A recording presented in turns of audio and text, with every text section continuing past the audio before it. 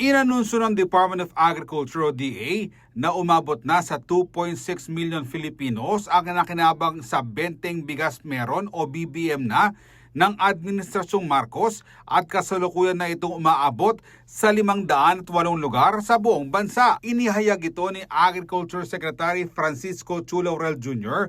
kasabay ng pangungunan niya sa pagpapalawak ng naturang programa sa Pampanga at sa inspeksyon ng isang makabagong post-harvest facility sa nasabing lalawigan. Ayon sa kalihim, mahigpit ang koordinasyon ng DA sa National Food Authority, Food Terminal Incorporated at mga local government units upang maisakatuparan ang mga layunin sa food security program ni Pangulong Ferdinand Marcos Jr. Sa Pampanga lamang, tinatayang 350,000 ang mga kwalipikadong benepisyaryo ng BBM na ayon sa DA. Sinabi ni DA Assistant Secretary Genevieve Velicara Guevara na maaring ituring ang Pampanga bilang isang mahalagang distribution hub dahil umaabot sa 8,300 metriko tonelada ng bigas ang nakaimbak sa mga bodega ng NFA sa Central Luzon. Paraan din raw ito upang mapaluwag ang mga bodega ng NFA upang makapamili pa ng mas maraming palay, lalo na ngayong inaasahan ang masaganang ani. Sa ngayon, milyong-milyong Pilipino na umanong nakinabang sa mas murang bigas matapos ipatupad ng DA ang nationwide extension ng programa sa lahat ng 82 lalawigan sa bansa. Kabilang sa mga kwalipikadong benepisyaryo ang mga senior citizen, persons with disabilities, solo parents, member ng Pantawid Pamilyang Pilipino Program, magsasaka, mangingisda, transport workers, minimum wage earners, mga guro at non-teaching personnel, gayon din ang mga middle at low-income households at iba pa. Tatagal ang programang BBM na hanggang June 30, 2028. Ako si Jody Dizon Mercado para sa CLTV 36 News. Isang mega food complex ang itinatayo ngayon sa Lubao, Pampanga na naglalayong mapalakas ang rice production sa lalawigan. Nagkakahalaga ng 414.8 million pesos ang nasabing proyekto na may mechanical dryers, rice milling systems at mga bodega. Mismong si Agriculture Secretary Francisco Chu Laurel ang nanguna sa isinasagawang inspeksyon sa modernong pasilidad na matatagpuan sa Barangay Santa Catalina ng nasabing bayan nitong Martes, February 3. Target umanong makumpleto ang proyekto sa pagtatapos ng 2026. Kapag ganap ng operational, magsisilbing one-stop service center ang Pampanga Food Complex para sa mga lokal na magsasaka bilang bahagi ng hangarin ng pamahalaan na palakasin ang lokal na produksyon ng bigas, bawasan ang post-harvest losses at pagbutihin ang kalidad ng ani. Kasama si Jody Dizon Mercado, Bryce Oracion, CLTV 36 News. Itinutulak ng National Commission for Senior Citizens o NCSC ang pagpasa ng Magna Carta for Senior Citizens upang mapalakas at mapag-isa ang lahat ng umiiral na batas para sa mga nakatatandang Pilipino, kasabay ng mabilis na pagdami ng elderly population sa bansa. Sa isang national consultation, sinabi ng NCSC na layo ng panukalang batas na ayusin at i-update ang mga benepisyo, diskwento, serbisyong pangkalusugan at oportunidad na pangkabuhayan para sa senior citizens na sa kasalukuyan na itinuturing ng luma at kulang sa implementasyon. Binigyang diin ng ahensya na ang mga nakatatanda ay hindi dapat ituring na pasanin, kundi mahalagang yaman ng lipunan. Sa ilalim ng Magna Carta, planong palawakin ang insentibo at bigyan ng mas maraming pagkakataon ng seniors na makilahok sa labor force at iba pang gawaing pangkabuhayan. Kasabay nito, ipinatutupad ng NCSC ang Philippine Plan of Actions for Senior Citizens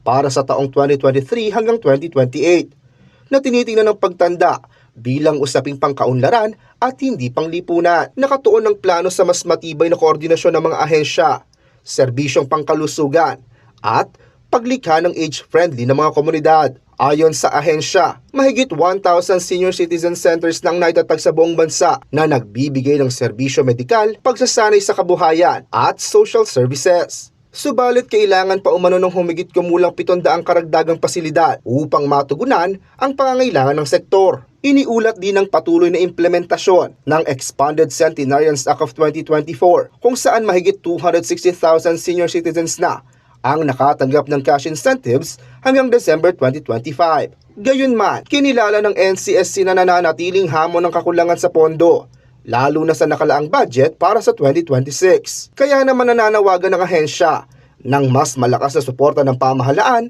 upang mas mapalawak pa ang mga programa at serbisyong para sa senior citizens. Raymond Tasoy, CLTV 36 News. May mga balitang yumanig. Pagkakaroon ng additional Kasunod ho tayo sa mga kwento. inspection ang DPWH sa January. Mag-iisang buwan na matapos ang sunog na umabot sa 21 kabahayan dito sa Barangay San Bartolome, Santo Tomas, Pampanga. Ngayong araw, binalikan natin ang site at makikitang ongoing pa rin ang construction ng rebuilding project ng lokal na pamahalaan ng bayan. Sa unang tingin pa lamang ay kapansin-pansin na ang malaking pagbabago sa itsura ng lugar. Ang dating bahagi na palaging lubog sa tubig, ngayon ay tuluyan ng napatag matapos tambakan ng lupa. Sa magkabilang panig ng lugar, makikita na rin ang mga nakatayo ng poste habang unti-unti na ring sinisimulan ang paglalagay ng mga concrete materials bilang paghahanda sa mas matibay na estruktura ng mga itatayong bahay. Samantala, nagsagawa ng site inspection ng lokal na pamahalaan ng Santo Tomas ngayong February 4 upang personal na makita at masuri ang kasalukuyang progreso ng rebuilding project. Gayon din upang matiyak na maayos at tuloy-tuloy ang pagpapatupad nito para sa mga pamilyang naapektuhan ng sunog.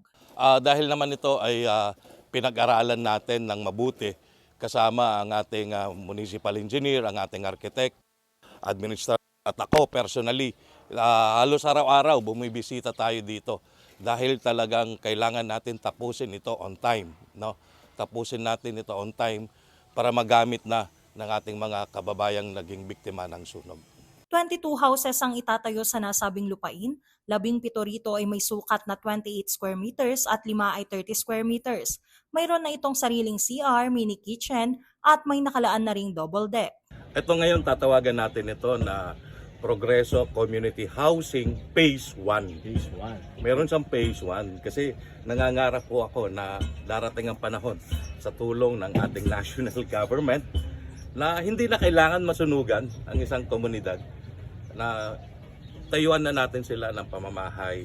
Target matapos ang konstruksyon ng mga kabahayan sa una hanggang ikalawang linggo ng March. Kasama si Isel Fernando, Rainiela Tugay, CLTV 36 News. May mga balitang yumanig. Pagkakaroon ng additional Kasunod ho tayo sa mga kwento. inspection ang DPWH sa January.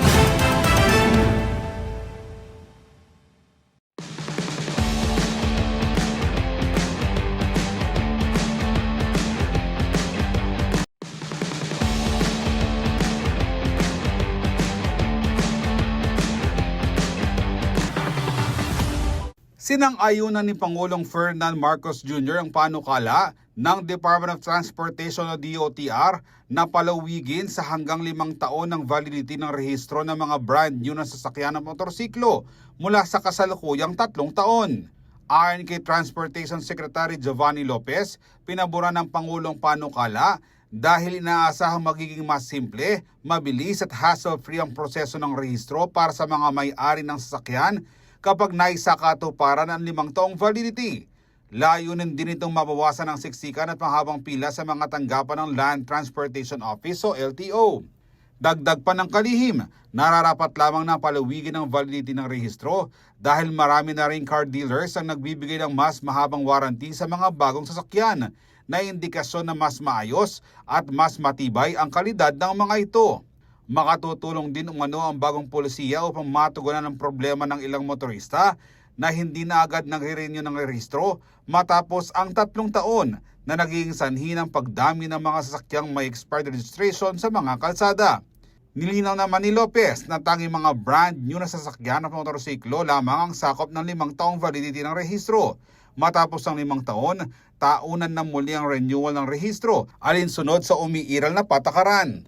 Kasabay nito, isa sa ilalim pa rin ang mga sasakyan sa roadworthiness check sa ika-4 na taon upang matiyak na ligtas, maayos at roadworthy ang mga sasakyang bumibiyahe sa kalsada alinsunod sa direktiba ng Pangulo.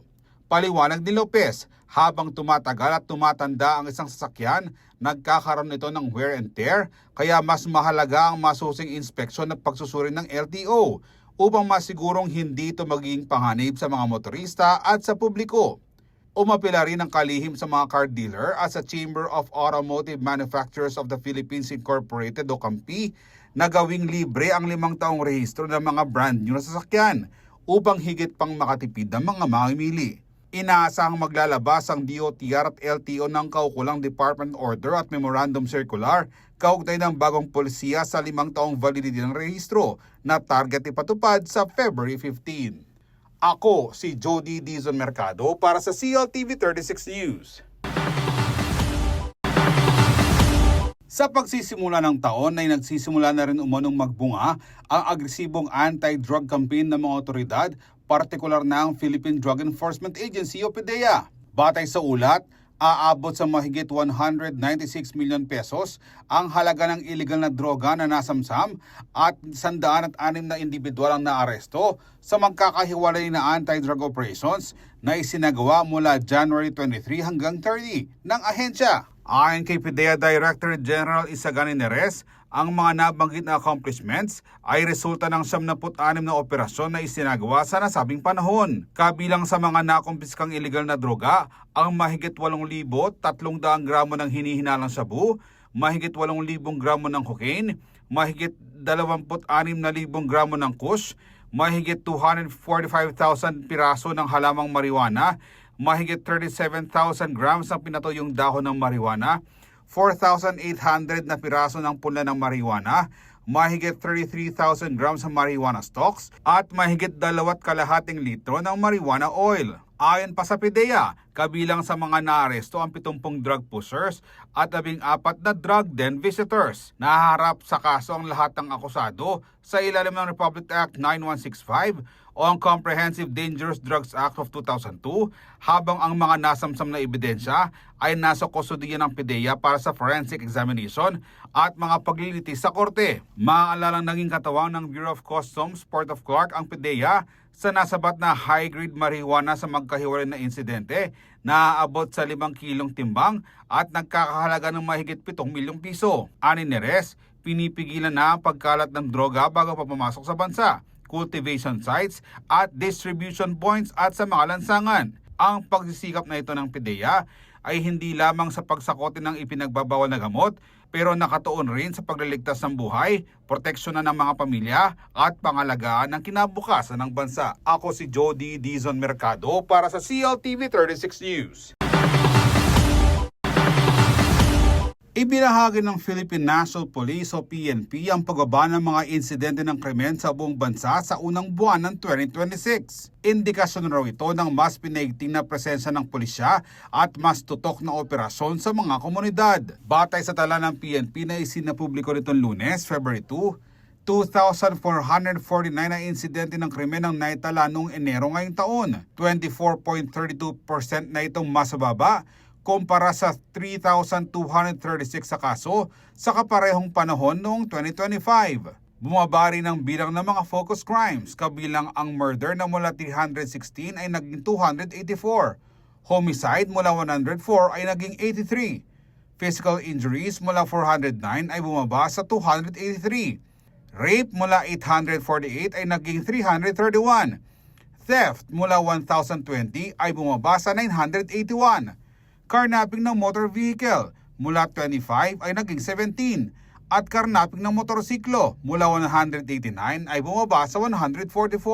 Iniuugnay ni PNP Chief General Jose Melencio Natates Jr. ang pagbuti ng sitwasyon sa buong bansa sa pagpapatupad ng Enhanced Managing Police Operations o EMPO sa ilalim ng PNP Focus Agenda na nakatuon sa mas mahigpit na superbisyon, malinaw na direksyon sa mga field units at mas mabilis sa pagtugon ng pulisya. Anya, hindi lang raw tinitingnan ang bilang ng mga operasyon na nahuhuli. Mahalaga o manong nararamdaman ng mga tao na mas ligtas ang kanilang komunidad. Kapag bumababa ang krimen, indikasyon nito na may positibong epekto ang ginagawa ng kapulisan. Tiniyak pa ng PNP Chief sa publiko na patuloy na paigtingin ng mga unit ng pulisya sa buong bansa ang pagpapatrolya, palalakasin ang ugnayan sa komunidad at mahigpit na imomonitor ang performance ng mga pulis upang mapanatili ang pababang trend ng krimen. Noong Enero rin, nagsagawa ang PNP ng 4,400 wide na operasyon na nagresulta sa 5,062 ng pagkakaaresto at pagkakasamsam ng iba't ibang illegal na droga. Kabilang ang humigit kumulang 39 kilos ng shabu, mahigit 575,000 piraso ng pinatayong dahon ng marijuana, higit 1.5 million na halamang marijuana, mahigit 3,100 halamang kush marijuana, at maliliit na quantities ng cocaine at ecstasy. Tinatayang mahigit 651 million pesos ang kabuang halaga ng mga nasamsam na droga. Samantala sa mga anti-smuggling operations, nagsagawa ang PNP ng 688 operations, nakaaresto ng 436 na individual at nakumpiska ang mga pusit na kalakal na nagkakahalaga ng halos 1.95 billion pesos. Ako si Jody Dizon Mercado para sa CLTV 36 News.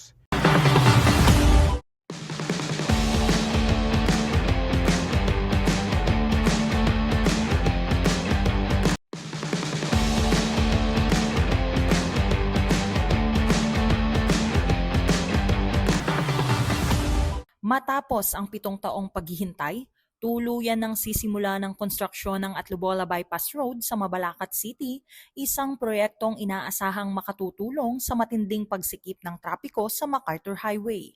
Sa isinagawang site inspection nitong nakaraang Biyernes, January 30, kinumpirma ni Department of Public Works and Highways o DPWH Secretary Vince Dizon kasama ang lokal na pamahalaan ng Mabalacat at mga kinatawan ng NLEX Corporation na nagkaroon na ng pinal na kasunduan sa disenyo ng proyekto 2 araw bago ang inspeksyon. Ayon kay Dizon, target itong matapos sa loob lamang ng 2 buwan sa kabila ng 7 taong pagkakaantala.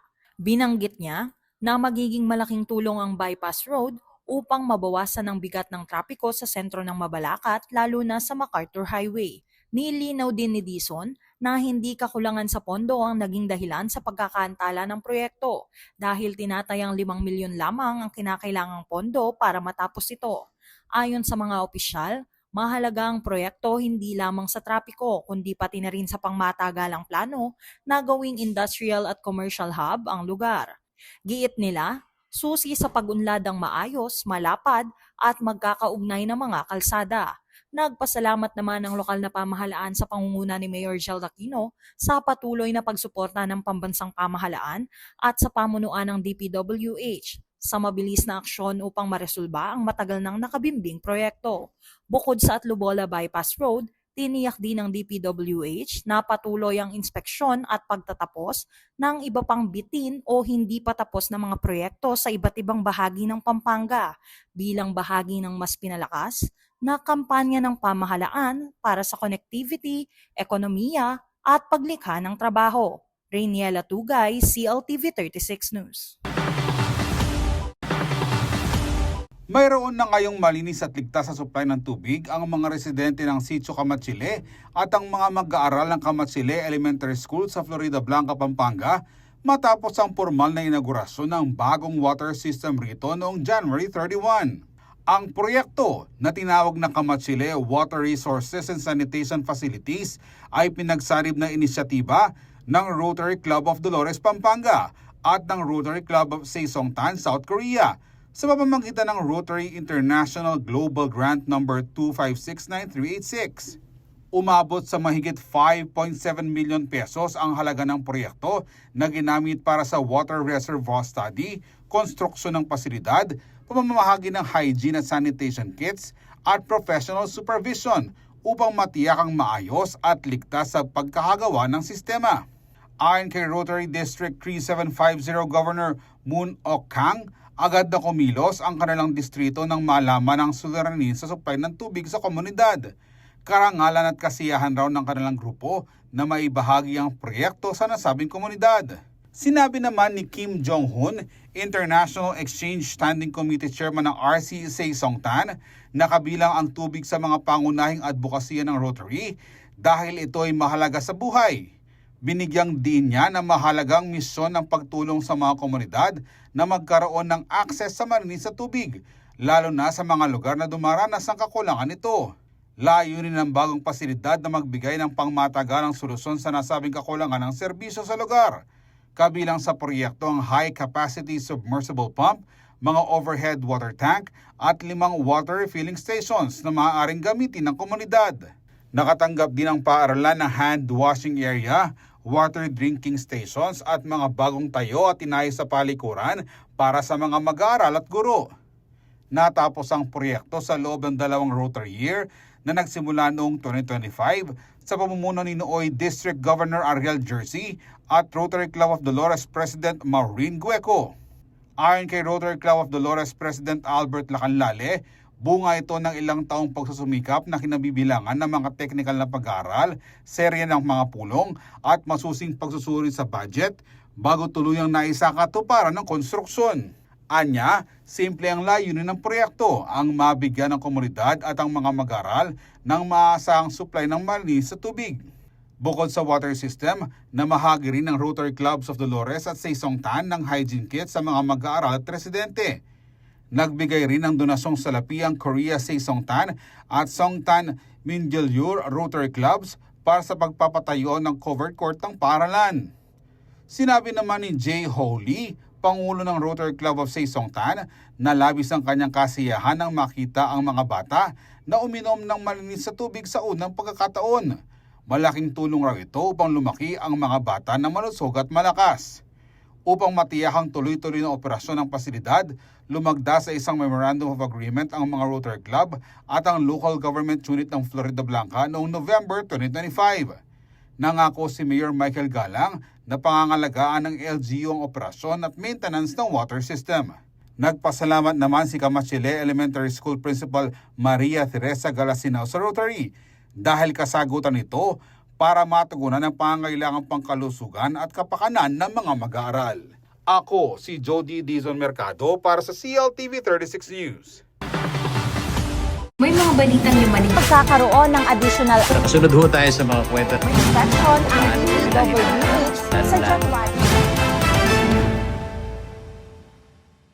Isinagawa ngayong Miyerkules, February 4, 2026, ang isang libreng chiropractic mission sa Evacuation Center ng Santo Tomas, Pampanga. Pinangunahan ito ng Intercare at Hands for Vitality Community Health, katuwang ang Jose Bilingad Memorial General Hospital at JSMC Bukas, Santo Tomas. Layunin ng aktibidad na makatulong sa mga residenteng nakararanas ng pananakit ng katawan, lalo na sa mga limitadong access sa serbisyong medikal. Ayon kay Joey Arenas, isa sa mga volunteer at estudyante ng Camara Institute of Chiropractic Sciences o CICS, matagal na nilang ginagawa ang ganitong misyon upang makapaghatid ng tulong sa iba't ibang komunidad. So for today, we have a chiropractic mission dito po sa evacuation center po. And we've been coming and visiting with other schools from international schools, from Malaysia and I believe Australia po, no? And so we've been coming to the different barangays dito po, not only in Pampanga pero also in Quezon City. Kabilang din sa mga nanguna sa aktibidad si Dr. Apol Luna, Managing Director ng Hands for Vitality Community Health. So pumupunta ho kami sa mga communities that we are partners with para po makapagbigay ng access sa chiropractic treatments which while a lot of people need them are difficult to access. Karamihan ho sa atin may mga masasakit. Tama ho ba? Marami tayong masasakit. Ang kadalasan ginagawa natin, umiinom tayo ng painkillers. Pero pag kayo po ay nakatikim ng treatment na makakatulong sa inyo matanggal yung sakit, matulungan yung mobility nyo, yung maging more functional kayo, hindi mo siya lalala. Kasi kadalasan may masakit ka, pag pinabayaan mo, lalala siya into a more deeper illness. Dumalo rin sa aktibidad si Santo Tomas Mayor John Sambo na nagpahayag ng suporta sa proyekto. Gusto nating i-incorporate ngayon, no, sa ating mga health programs dito sa ating bayan ng Santo Tomas. Kaya ako nakikipag-ugnayan sa kanila na makapagtayo rin kami ng isang clinic regarding chiropractic, no? Dahil dito kasi your body pains, maalis yung mga body pains mo without taking medicine. Bukod sa libreng chiropractic treatment, layon din ng misyon na turuan ng mamamayan ng tamang pag-aalaga sa katawan upang makaiwas sa sakit. Isel Fernando, CLTV 36 News. May mga balitang yumanig. Pagkakaroon ng additional Kasunod ho tayo sa mga kwento. inspection ang DPWH sa January.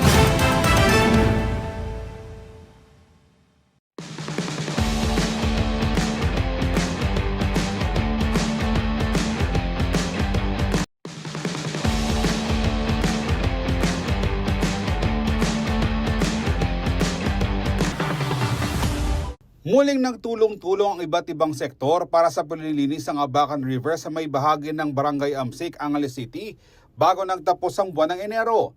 100 volunteers mula sa Balibago Waterworks, nagkakaisang guardians, Soliman EC at Abacan River and Angeles Watershed Advocacy Council o ROACI ang nakiisa sa cleanup drive. Nilinis at tinanggal ng grupo ang plastic, non-biodegradable at iba pang solid waste na itinapon at nakabara sa naturang ilog na karaniwan na raw na problema rito. Bahagi ito ng programang tinaguriang Abacan o Angeleños and BWSI Advocates Cleanup Action for Nature na nilagdaan sa pagitan ng Metro Angeles Chamber of Commerce and Industry Incorporated, BWSI, katuwang ng Angeles Senro at ROACI noong April 2025. Ito na ang ikasyam na cleanup drive na isinakatuparan tuwing ikatlong Sabado ng buwan na nakatoka sa mga miyembro ng MAXI at kabahagi ng Abacan. Ang mga nakolektang basura ay inihahatid ng Angeles Environment Management System sa EcoProtect Landfill sa Porac. Sa pamamagitan ng naturang programa at pagtutulungan ng gobyerno at pribadong sektor ay nagkakaroon umano ng mga sustainable initiatives para sa pagpapanatili ng malinis sa kapaligiran at pangangalaga sa kalikasan. Ako si Jody Dizon Mercado para sa CLTV 36 News.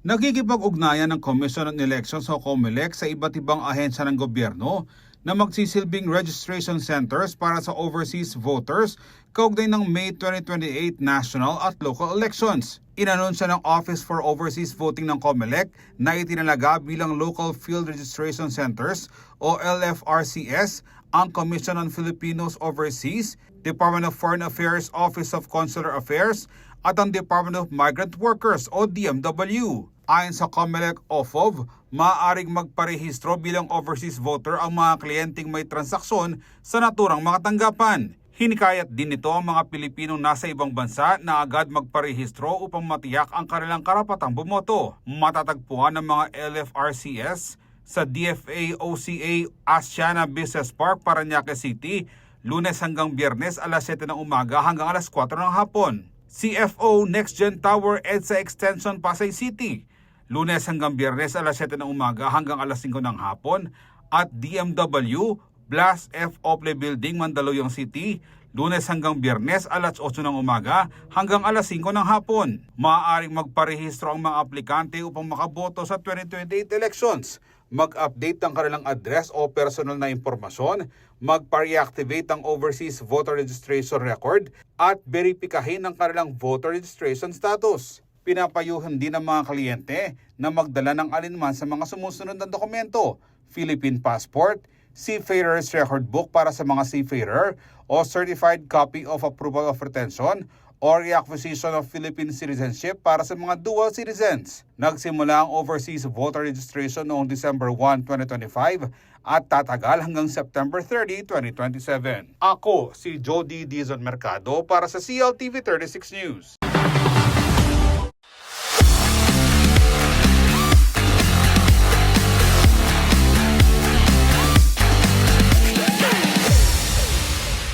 Magbabalik ring si Pinoy boxing icon Nonito the Filipino Flash Donaire sa darating na March 15 sa Yokohama, Japan. Ito ay matapos ang nakaraang split decision loss niya noong Disyembre laban kay Seiya Tsutsumi.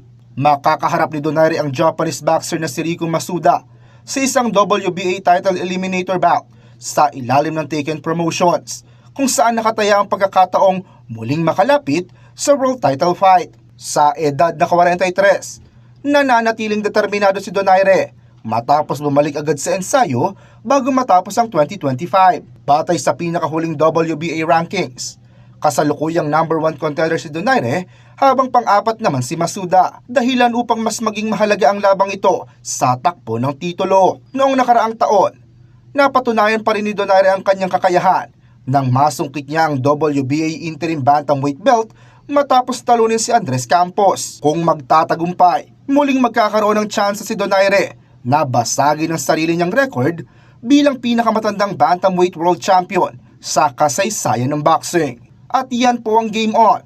Raymond Tasoy para sa CLTV 36 News.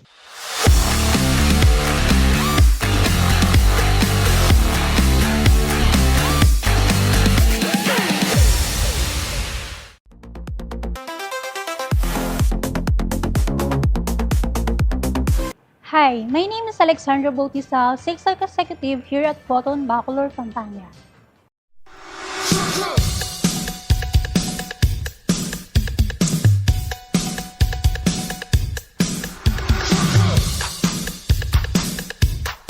Knowing Filipino market, iilan na lang sa ating mga car dealer at nag-open ng mga passenger van.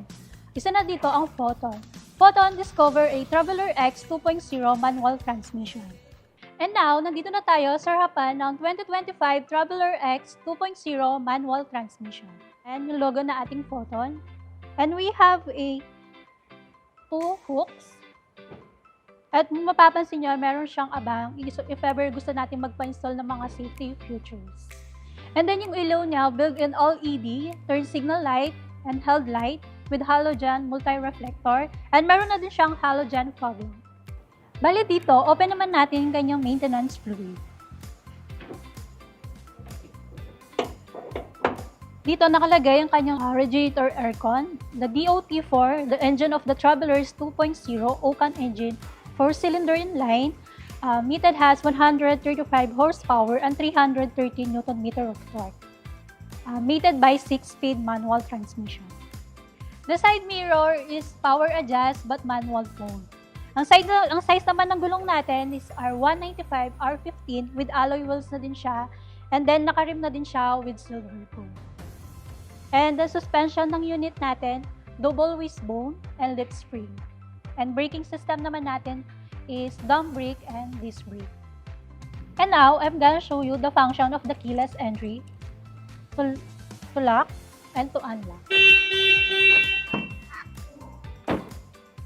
At the back, meron na din siyang real halogen lamp for the signal light and brake light, and meron na din siyang halogen fog lamp. And which is yung emblem natin ng Photon. And we have a 4-eye sensor. And then, brake light, meron na din siya. And then, cone curve glass. Ito, nakakatuling siya sa ng driver. And meron na din siyang wiper. And we have a reverse camera. And now, open naman natin ang kanyang likod. Kung mapapansin nyo, hydraulic assist na din siya. Napaka-spacious ng ating unit. Kung gusto natin gamitin pa ang ating luggage, pwede nating i-fold yung upuan. And now, nandito na tayo sa loob ng ating unit. If mapapansin nyo, napaka-spacious ng ating unit magmula sa kanyang legroom. And yung seating capacity ng ating unit, 16-seater. Dito sa loob, 13-seater. And then sa likod is 3-seater. Built-in headrest na din siya. Kaya komportable ang ating mga kliyente na sasakay dito. And built-in aircon na din siya magmula dito sa harap and then sa likod. Nandito naman tayo sa kanyang side passenger. As you can see, meron na siyang big window. And then yung kanyang panel, as you can see, para siyang leather but plastic. And with gray accent design. And then center lock na din siya for the window. Nandito na tayo sa kanyang driver side, and then yung kanyang speed manual transmission. Bali, maganda na siya kasi nandito na siya, hindi na siya dito. If ever si driver meron siyang katabi dito, hindi na siya mahihirapan. And then ito, foldable na din siya. If ever gusto natin paglagyan ng mga food, like drinks, pwede din siya. If ever di naman natin siya gagamitan for the food, pwede natin siyang iangat para maupuan. Then, meron na din siyang large na glove box. Lalagyan ng mga documents, like yung warranty booklet natin. Pwede din siya. And then, super spacious din ng kanyang legroom. The SRP of the unit is 1,600,000. You can avail it at 98,000 all-in down payment. If you avail the unit, you can free at Laos Group Cares Road Assistant 24/7 for 1 year and 32,500 worth of benefits and tint of Upper Essential. The warranty of the unit is 5 years warranty or 150,000 kilometer whichever company. For more inquiries, you may contact at 0908-810-8552 or you can visit our showroom located at Abad Santos Avenue, Cablancan, Bacolor, Pampanga. And don't forget to like our page, Photon Bacolor, Pampanga.